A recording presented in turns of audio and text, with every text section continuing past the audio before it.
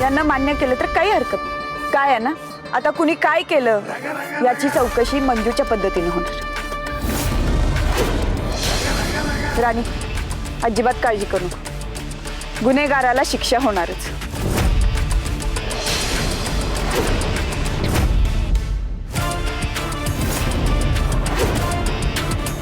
सत्या, ताब्यात घे या नटाला. सगळे नट ढिल्ली करू याच्यात. वाघमारे, आधी तुम्ही तुमच्या पद्धतीने विचारा. आणि जरी ताळ्यावर नाही आलाच तर मी आहेच.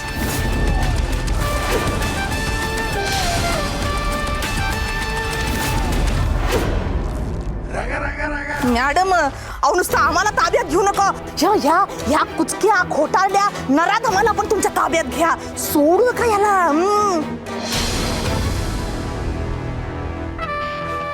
विक्रांत महाडिक, आत्ता माझ्या हातात तुझ्या विरुद्ध पुरावा नाही. ज्या दिवशी पुरावा मिळेल इथनं फरफटत घेऊन जा.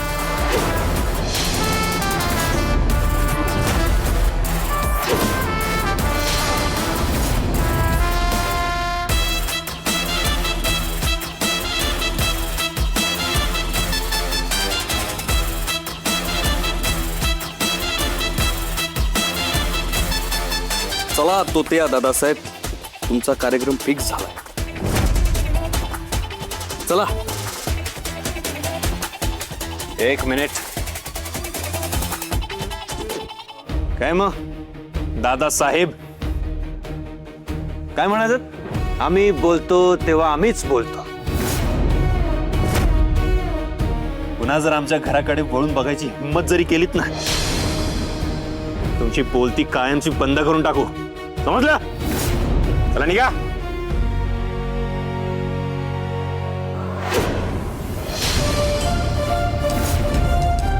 विक्रांत महाडिक, वाघमारे मॅडमना ना गुन्हेगाराला शिक्षा द्यायला पुरावा लागतो.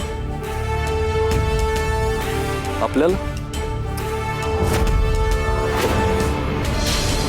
कारण आपला वायदाच आपला कायदा आहे. परत जर यांच्या वाटेला गेलास तर मग तू आहेस आणि मी आहे.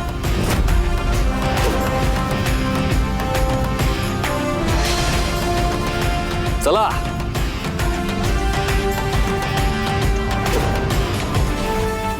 चला इंद्रा, राणी, येतो. सत्या दादा, मंजू,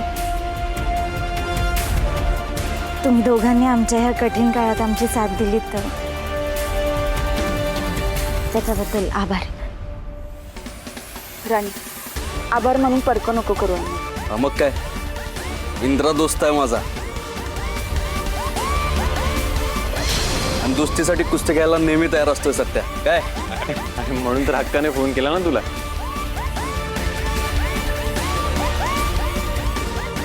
चला येतो भावा. चल भावा. काळजी घे.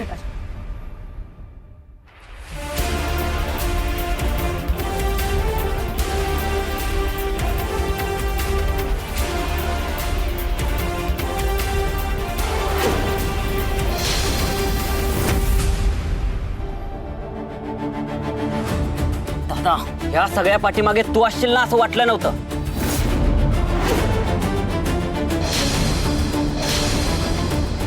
अजित, नाव नको घेऊ माझं.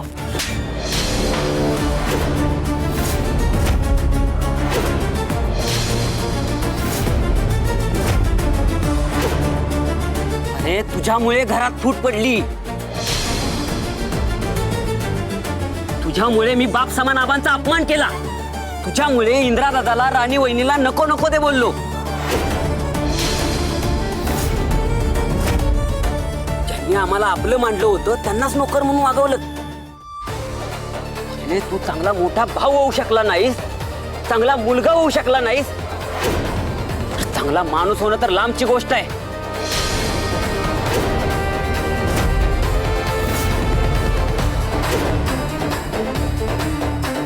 तुला तर आता मीच पण अजित, अजित, अजित, थांब. त्याला त्याच्या बापांची शिक्षा मिळणार आहे. आणि मी देणार आहे ती. चल. इंद्र इंद्र इंद्र अरे सोड. तुमचा माझ्यावर विश्वास नाहीये ना? आज होणारा बाप म्हणून होणाऱ्या बाळाची शपथ घेऊन सांगतो इंद्र, मला खरंच काही माहित नाहीये.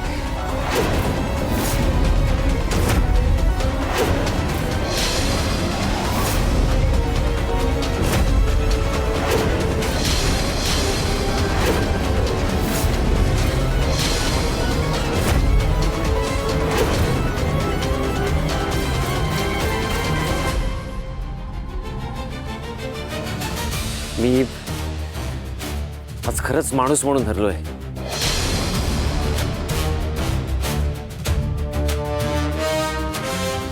सगळे नाते गमावून बसलोय. आज मी मुलगा म्हणून, भाऊ म्हणून नालायक ठरलो असेल, पण बाप म्हणून मला नालायक ठरायचं नाहीये. मी आज एका नवीन नात्यात पदार्पण करतोय. बाप होणार आहे.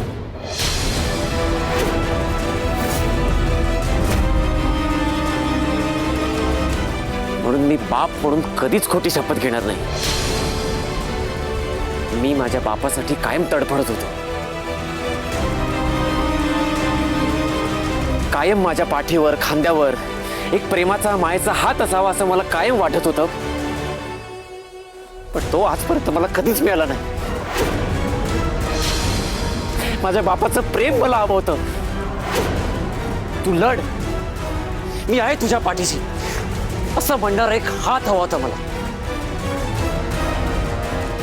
आणि मी सगळं जे काही केलं नाही माझ्या होणाऱ्या बाळासाठी केलं. मला कायम वाटायचं इथे माझं काहीच नाहीये, माझ्या हक्काचं काहीच नाहीये, आणि मला ते कायम मिळावं असं वाटत होतं. आणि ते फक्त माझा बाप आल्यावरच मला मिळेल असं मला वाटायचं. मग माझ्या मनासारखं होईल या आशेपोटी मी विश्वास ठेवलाय खोट्या दादासाहेबांवर. आबा तुम्ही तरी सांगा ना, आपल्या घरात, फॅक्टरीमध्ये सगळं इंद्राच्या मनासारखं होत होतं. माझ्या मनासारखं काही होत होतं का? माझ्या बोलण्याला काहीतरी किंमत होतं का? मी तरी काय बोलणार होतो, काय करणार होतो? विक्रांत, तू आता परत खोटं नाटक तर नाही ना करत? मला खरं सांग, खरंच उर्मिला हे होणार आहे? आई मी खोटं का सांगू? तू माझ्यावर विश्वास नाहीये ना? उर्मिलाला विचार ना तू. आई अरे मग इतके दिवस आम्हाला कसं काय काय सांगितलं नाहीस तू? आई मी तुला कसं सांगणार होतो हे एवढं सगळं काय काय चाललंय? आई मला माझ्या पद्धतीने सेलिब्रेशन करायचं होतं, सगळ्यांना आनंदाची बातमी